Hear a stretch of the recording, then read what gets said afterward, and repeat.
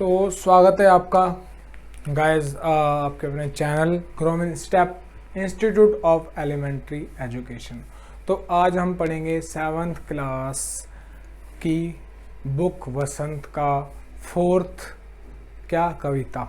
ठीक है, तो हम देखते हैं कविता। तो कविता का नाम है कठपुतली।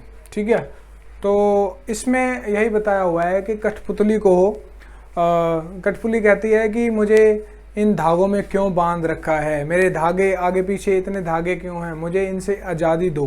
ठीक है, तो और भी कठपुतलियाँ होती हैं, वो भी कहती हैं उनकी पहली कठपुतली को सुनकर के हमें भी स्वतंत्रता दो, हम आज़ाद रहना चाहते हैं। तो अब हम चैप्टर पढ़ेंगे तो उसमें पता लगेगा कि असली कहानी क्या है। ठीक है, तो आगे चलते हैं। कठपुतली कहाँ, कविता का नाम है कठपुतली, और कठपुतली इसके कवि का नाम क्या है? भवानी प्रसाद मिश्र। क्या नाम है? भवानी प्रसाद मिश्र।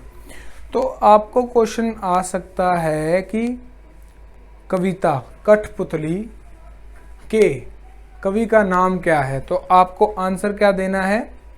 ये रहा, भवानी प्रसाद मिश्र। ठीक है, तो चलते हैं, पढ़ते हैं कठपुतली। कठपुतली गुस्से से उबली, बोली ये धागे क्यों है मेरे पीछे आगे, इन्हें तोड़ दो, मुझे मेरे पांव पर छोड़ दो। तो क्या कहती है कठपुतली के गुस्से से बोलती है, उबलती है, गुस्से से बोलती है ये धागे क्यों है मेरे पीछे आगे। क्या कहती है? ये धागे, आपने देखे होंगे कठपुतली जब नचाते हैं ऐसे ऐसे धागे बंधे होते हैं हाथ पैरों में, है ना, तो कठपुतली ऐसे से वो नचाते हैं। ठीक है, तो वो कहती है कठपुतली कि ये धागे क्यों है मेरे पीछे आगे, इन्हें तोड़ दो, गुस्से से बोलती है। ठीक है, मुझे मेरे पांव पर छोड़ दो। कठपुतली कहती है ये धागे तोड़ दो, मुझे मेरे पांव पर खड़े होने दो, मुझे आज़ाद रहने दो। वो कहती है मैं अपने पांव पर खड़ा होना चाहती हूँ। ठीक है, सुनकर बोली और कठपुतलियां कि हाँ बहुत दिन हुए हमें अपने मन के छंद छुए।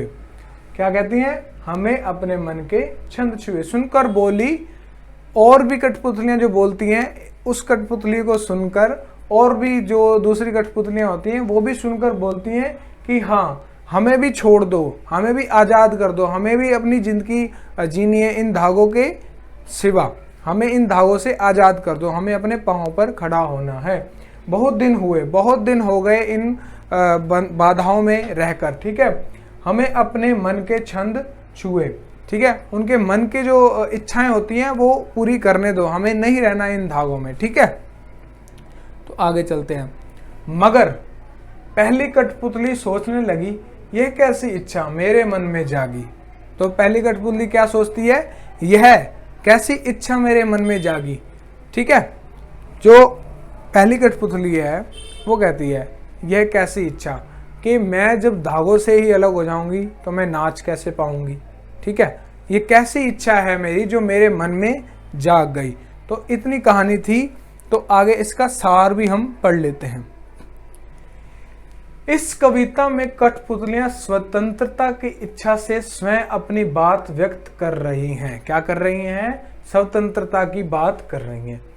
उनके समक्ष स्वतंत्रता को साकार बनाने वाली चुनौतियां हैं। उनके समक्ष क्या है? उनके सामने, समक्ष का मतलब होता है सामने।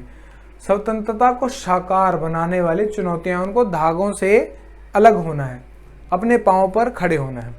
धागे में बंधी हुई कठपुतलियां पराधीन हैं, इन्हें दूसरों के इशारे पर नाचने से दुख होता है। क्या है? ये धागे के जो बंधी हुई हैं किसी के पराधीन है।